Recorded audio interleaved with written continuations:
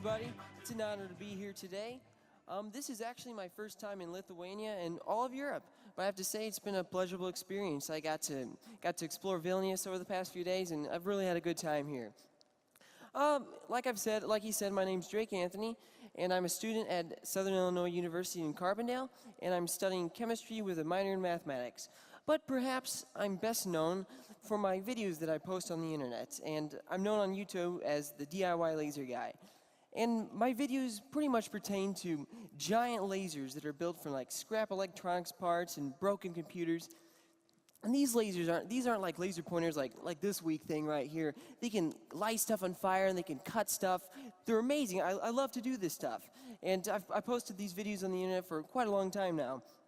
And a few videos of mine that you may have seen is the homemade lightsaber. I posted this video last summer, and it's basically just a really strong handheld laser that's able to light stuff on fire, and it was really cool. The media really ate that one up. That video right there is a laser that I built from old computer parts, and that's got about 3 million views. So that's one of my more popular videos. And in case you haven't seen any of my videos, I'm going to play one for you here. It's a robot that can cut stuff. You'll see what I mean.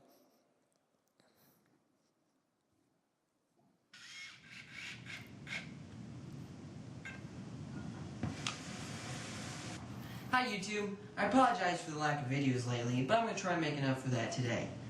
What I got here is called an Tacknet. It's a remote control robot that shoots foam darts and discs, can walk around, and is supposed to battle other robots.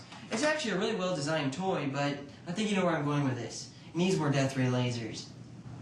So I pulled off the Tacknet attachments and tested the contacts with a multimeter, and I got 6 volts. Which should, hopefully, be enough to power up this big-ass 2-watt blue laser diode. So, we'll give that a shot. So I ripped the top off one of these attachments, and as you can see right there, there's the 2 wires that I'm going to power the laser with. This should be easier than expected. Here I soldered the laser assembly to those 6-volt lead wires. As you can tell, this thing is pretty terrifying. I also added a little 5 milliwatt red laser sight there. Well, I think we're about ready to give the drone bot a try, but first, I wear these. I don't want to go blind. Always protect your seeing balls. So here goes nothing. Alright, can move around. Check. It can elevate. Check. And oh, it can shoot a death ray laser beam. Check. Alright, let's see what this thing can destroy.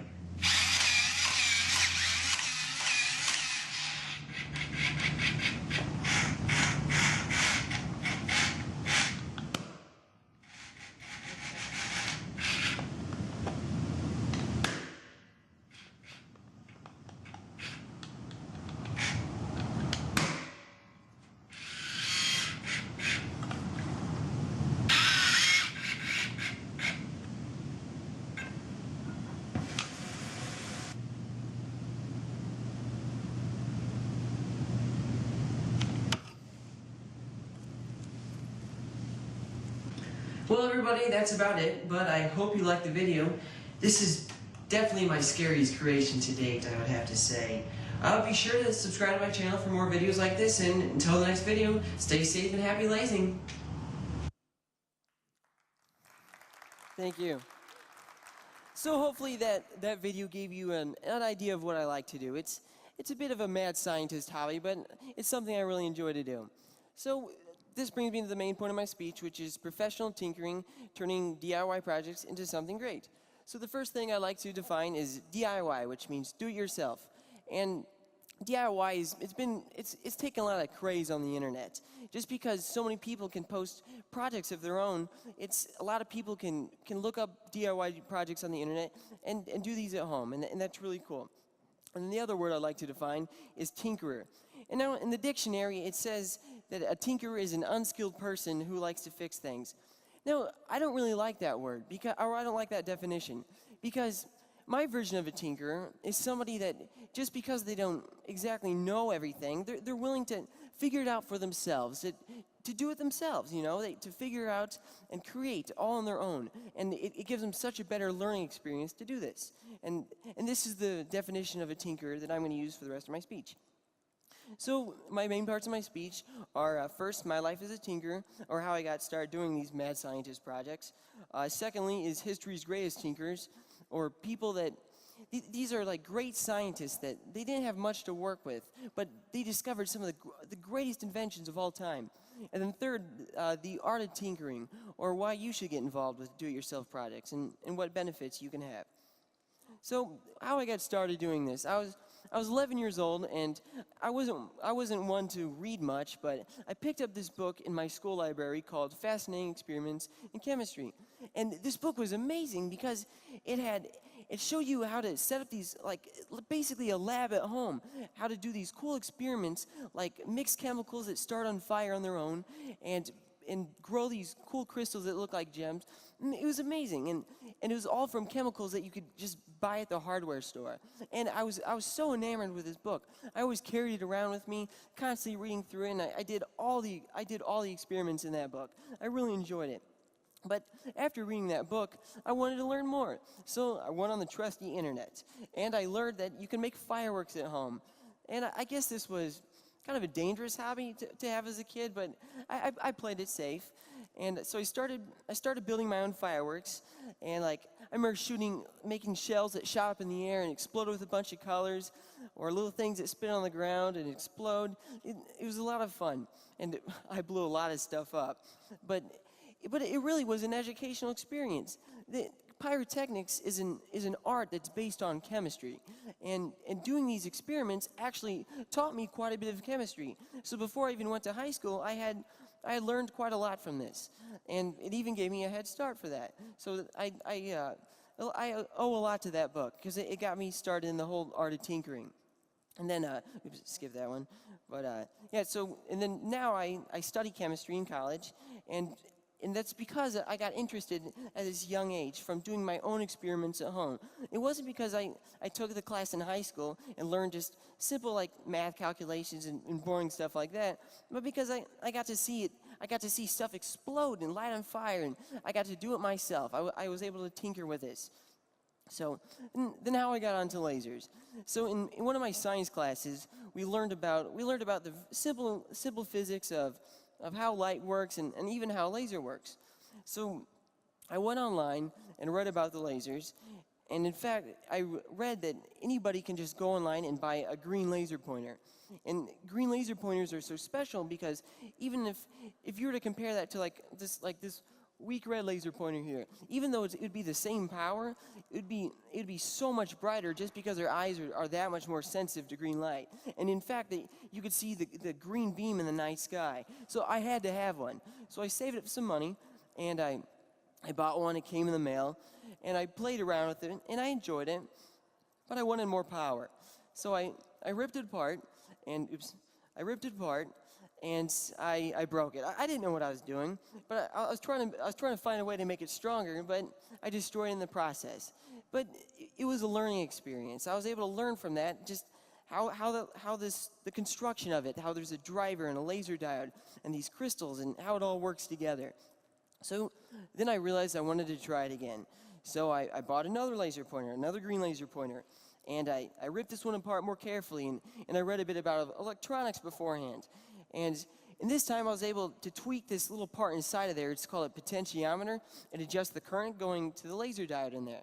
So I was able to twist it, and it actually made it a lot brighter. So I was successful, and I was really happy about that. So I played around with this brighter laser pointer for a few weeks, but then I wanted more power. So I went online, and I read that you could rip apart a DVD burner, take out this little laser diode inside of it, and give it the right amount of juice, and you can actually have a laser that will light stuff on fire. So I'm like, a laser that can light stuff on fire? Like, sign me up for that. I definitely want that. So I bought a DVD burner, ripped it apart, and I tried assembling it, and I gave the little laser diode too much heat from the soldering iron, so it smoked it. So I was pretty disappointed, and saved up more money. And by the way, as a kid, I didn't make much money, just from doing little chores. Like, this is kind of a longer time period. But, so I bought another DVD burner, and this time I thought I had this circuit built right, but I didn't, because too much current went to that thing, and it died in like 3 seconds. So I was pretty disappointed. But after that, I did everything correctly. I was extremely careful. My soldering skills were better from practicing on the other ones. And I actually got a laser that worked that lit stuff on fire. I stuck a match in the beam, it lit on fire. I could put plastic in the beam and it would smoke. And I thought this was amazing. For a young pyromaniac like me, that was so cool. But after that, I was still interested. I didn't want the road to end there. So I started looking into other ways of building lasers. There's lasers in a lot of things, and there's possibilities of building lasers from like broken computers or digital projectors or Blu-ray burners, just stuff like that. So I started experimenting with that and built lasers of different colors, different powers, and ones that actually got a lot stronger. And I started posting these videos to my YouTube channel. And this was just for fun. I wasn't expecting much out of it. I was just shooting these videos with a simple little camera. But I took these videos and I edited them in Windows Movie Maker. Again, nothing special. I think 480p, so low quality. But they actually started getting a lot of views. And I started having a couple of viral videos. And I definitely was not expecting this. So I kept posting more and more videos, and they really took off. And now today I've gotten actually 45 million views on my videos, and I work as a YouTube partner. And so you know those little annoying ads you see on the videos, you got the banner ads. That's when people click on those, that actually supports people that have those videos. So today I have a job I have a job in something that I love, and it's so amazing. I couldn't have asked for a better job. I get to entertain, and I get to learn from my own experiments, and some of that money I earn I can put back into new projects and into new avenues of my own research with lasers. So I attribute all that to having good hobbies as a kid. I'm not saying like, oh, you need to go blow stuff up and play with death ray lasers. I'm just saying that having these good hobbies can lead you in great directions, and you don't have to have like this direct intention to, oh, I need to succeed, you know? You got to do this stuff for fun, and having these productive hobbies can lead you in great places. And that's what I attribute to my success with YouTube. And that brings me to my second part of my speech, which are famous tinkerers. And these people, these are considered great scientists today, and you read about them in your textbooks, but the textbooks don't really show you their whole story. The people I'm going to talk about had very little to work with. In some cases, weren't even educated, but made these awesome inventions and great scientific discoveries because really they just had these cool hobbies. So the first guy I'd like to talk about is Michael Faraday, and Michael Faraday was born in I think 1791. Don't quote me on that, but to a poor family. But he spent a lot of time in the library, and he read a lot of books there, and he realized that he had a love of science. And the guy never learned any math. Like the best math he ever learned was algebra, just because he never had a good teacher to teach it to him. But he was able to read into science, and in fact, just from the stuff he taught on his own, he was able to get a job in a lab as just a lab assistant. And he didn't do any at first. He didn't do any like major work there. Just clean up the lab, maybe assist holding stuff. Nothing too great. But the guy he worked under let him tinker around in the lab. So Michael, he read about this stuff, and he wanted to play around with what he learned. So he starts tinkering with the stuff in the lab. He didn't know what he was doing. He was just playing around, just to test out see if what he was learning was correct. And in fact, he starts making these amazing discoveries. Like, for instance, the Faraday cage. You know that thing in the microwave, that little cage there? If that Faraday cage wasn't there, those microwave beams would escape. And you wouldn't want that if you're trying to cook food, for obvious reasons. And that wasn't the only thing he invented. He invented he's the guy who invented the electric motor. And this guy never had any education. He never went to college. And he still invented the electric motor just from tinkering. He was just playing around, and he came up with something that awesome. And let's see what else. He also invented the Bunsen burner. If any of you have ever been in a lab, that's that little thing that sits on the lab desk that provides flame to heat up experiments. And he discovered benzene. And benzene, the chemical itself, it's pretty poisonous, but its derivatives are all around us. The derivatives of benzene make up our plastics and our pharmaceuticals and even the amino acids in our body. And he's the guy that actually discovered what this was. And he was just a tinkerer.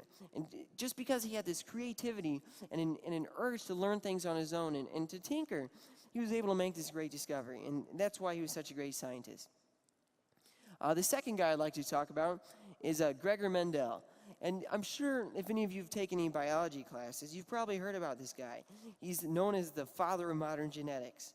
And he was born to a family of farmers, and he liked farming, he liked plants, and in fact, he had his own garden as a kid, and he liked raising the plants. It was just as a hobby, just for fun.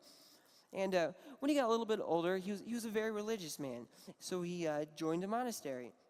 And at the monastery, he learned about math and physics, but because he liked plants, he was the guy that tended to the garden.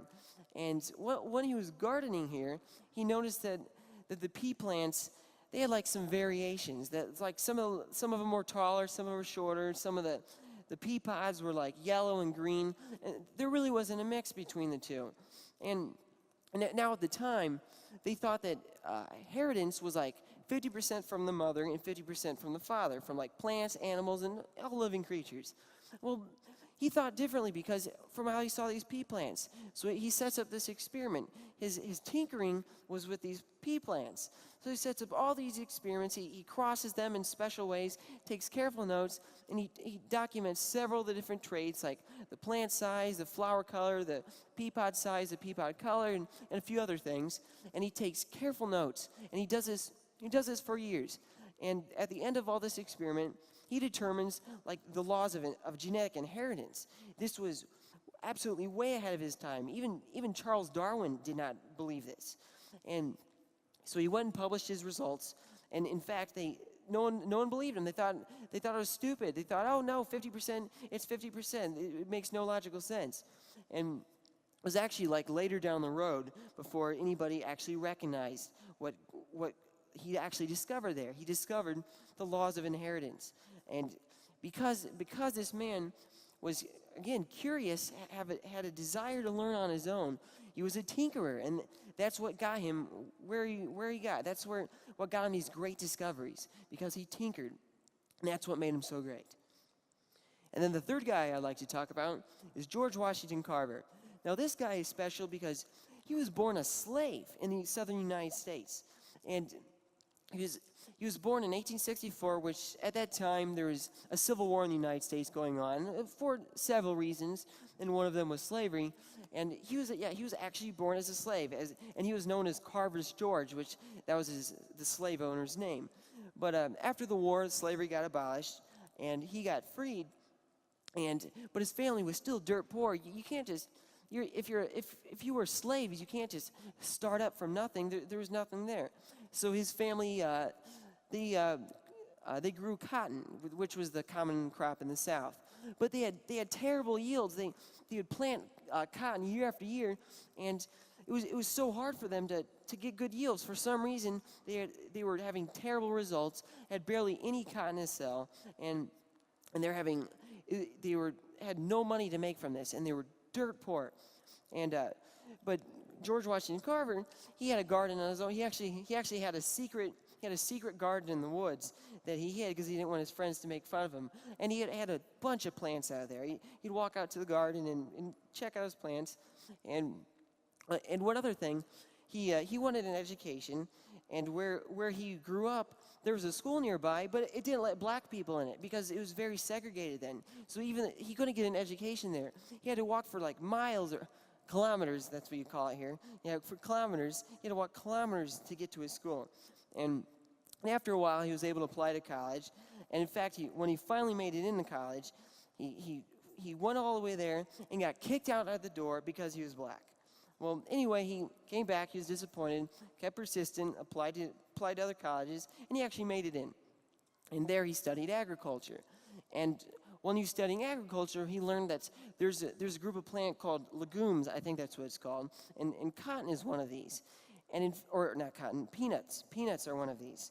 And they actually have symbiotic bacteria in the soil that fix nitrogen and make the soil more fertile than when it was before it was planted. So these plants actually make the soil rich. So he comes up with this idea of maybe rotating crops, plant peanuts one year and cotton the other year. But the only issue was there's no real use for peanuts. I mean, yeah, you can eat them and crush them up and spread them on a sandwich, but that's not going to sell. But so then this is where his tinkering comes into play. He thinks, well, we have this great plant that can make the soil a lot more fertile, but how can we make a product from peanuts? So he spends some time in the lab. He cooks food with it. He treats it with chemicals. He makes dyes from it and cosmetics, and he even makes dynamite from peanuts because he was creative from this. And in fact, he never patented any of his inventions with peanuts because he wanted people to be able to use them. He wanted to support the poor people of the southern United States. And these inventions were so influential, it made the peanut prices soar because now there's all these great products that you can make. So then he drives around, or I guess in a wagon around the South, and teaches these farmers these techniques of rotating crops and planting peanuts one year and cotton the other. And in fact, these crops that he was able to convince them to grow, it ended up saving them from poverty. And he made a huge impact on the United States.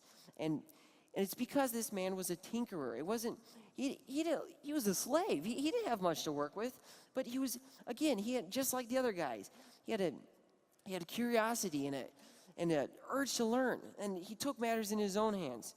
And that's why he did so great. And that's why he made such great discoveries. And if there's anything to take from these guys, is to remember what they did and remember how they integrated just from what little they had to work with, and how they're able to turn that into something so awesome just because they were creative and they were willing to tinker. And by my definition of a tinker, these were some great men, and there's a lot to learn from them. And because they had these engaging hobbies, I guess you could call it, they were able to greatly influence themselves and the human race. And that brings me to the third part of my speech, which is the art of tinkering, or why you should get involved in do-it-yourself projects. So when you get into do-it-yourself projects, there's a lot to benefit from. For one, you can recreate a new product. Say there's something you want to buy that you can build at home. You can save a lot of money doing that. You can do do-it-yourself projects just for fun, just as something fun to do. You can do it to learn new skills. Like for me, when I tinker with lasers, I've learned electronics, and I've learned how to solder and learn the properties of light that I didn't learn in school. I just learned from playing around at home. And these are some great reasons of why you guys need to get into these do-it-yourself projects. And in fact, I'm going to show you a few examples of cool projects that you can find on the internet of stuff that you can do at home. You don't have to be a scientist, you don't have to be an engineer, but it looks like these projects look like you'd have to be one, but this is stuff that anybody can do at home by just following these instructions on the internet. So the first one is a laser cutter. And no, this isn't my project. I just thought it was really cool. But a laser cutter, it's like kind of like a printer in a way. You make a design on the computer, and with a system of motors and mirrors, it'll direct this really strong laser beam to cut like metal and wood and plastic and a bunch of materials to build products, either just crafty projects or industrial projects. These are very common in the industrial world. And in fact, you can build one of these at home. If you're wanting to buy one of these, it costs about $10,000, United States, and that's a lot of money. If you're a startup business, you may not have 10 grand to blow. But if you just build one of these yourself, it'll cost under $1,000 US. So that cuts 90% off that price tag just from taking it in your own hands. And also you get to learn about electronics and building stuff in general just from doing a project like this. That's what's so amazing about this. And one other cool thing about this project is it's actually self-replicating. So what that means is most of those parts that are inside there can actually be cut from this laser cutter. So if you build this laser cutter, so once you build one of these, you can just push the materials through it, and it'll cut out like most of the parts other than the laser tube and probably a couple motors, and you can make multiple ones of these to sell or do whatever, give to friends, whatever you want to do with them, and I thought that was pretty cool. The second project I want to talk about is the Jamie Mansell robot.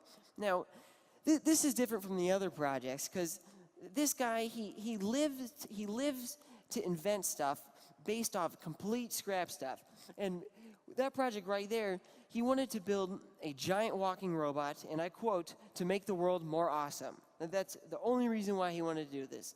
But he had no money, so he got all this scrap metal from the junkyard. And over a long period of time, he builds this giant walking robot from scratch, and it's amazing. He actually has this whole series of videos on YouTube of building this robot from scratch, and it's a long series, but I highly recommend watching it because this dude is a creative genius, and there's a lot to learn from him. Well, anyway, he builds this giant walking robot, and he can actually sit inside that thing and walk around in it. And then a toy company sees that and says, "Hey, that would make a pretty cool toy. We could sell that." And that toy on the right is called an Tacknet. So this company, they contract with Jamie Mansell here to invent this toy. And do you even notice? Does that toy look familiar? Because that's the robot I used to build my death ray laser robot. So that's his product right there. So it's really cool that I get to use this platform from such a creative genius like this who does everything from scratch. He's like the epitome of the tinkerer. And again, I highly recommend you watch his videos that are on YouTube. The third project I'd like to talk about are these space balloons. So anybody at home can send stuff to space, like just anybody. The concept of this is you take like a weather balloon, which is just a giant balloon filled up with helium, and you strap a camera on it, and you strap an old cell phone on there for GPS, to track it. And you wait for a day that's not very windy. And by the way, this project cost about I think $150 US. And once it's not windy, you let it go. And it floats to 30,000 meters, which is literally the edge of space. And here's a picture taken from one of those balloons. You can see the whole curvature of Earth. And so maybe this one isn't as practical as some of the other do-it-yourself projects, but just the fact that us normal people can send crap to space, that's pretty amazing. So that anybody can do this.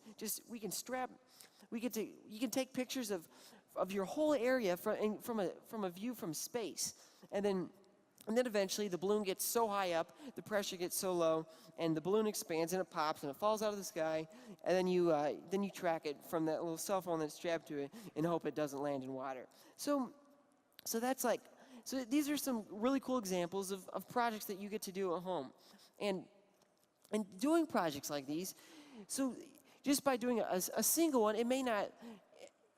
Well, let me put it this way: there's so much to learn from this. You learn these new skills, and they can inspire new ideas, new inventions that you can make, new products. Like you build one thing, and then you notice, hey, maybe I can make this adjustment here, or maybe this gives me an idea that I can make this whole better product. And there's a lot you can do with that.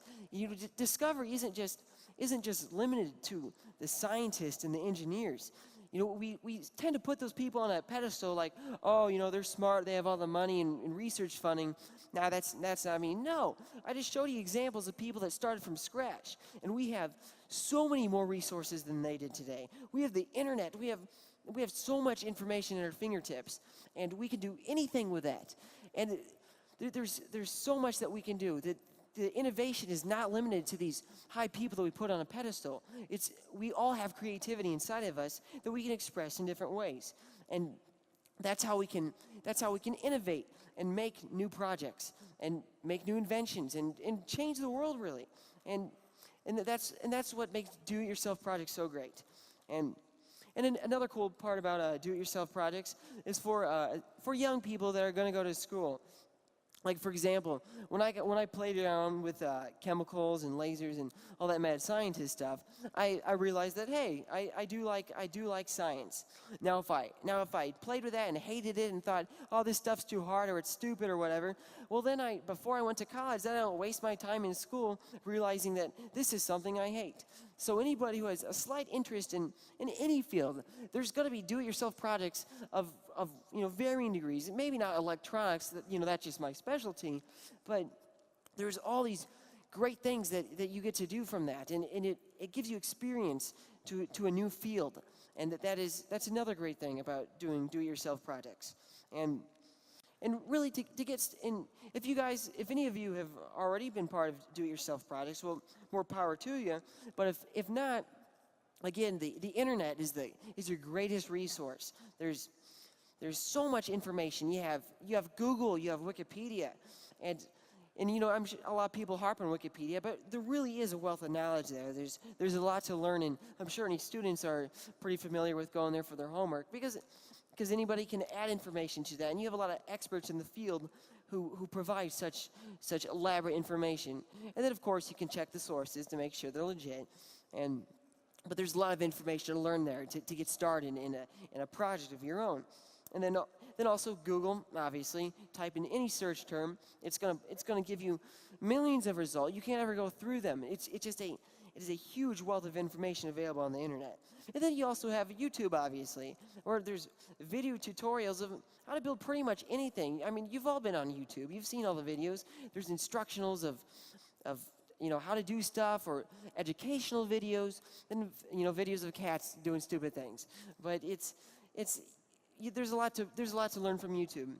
And then one other website I like to talk about is Instructables, which is pretty much just a step-by-step website of pictures and text and of how to do something, how to build something, how to do a do-it-yourself project.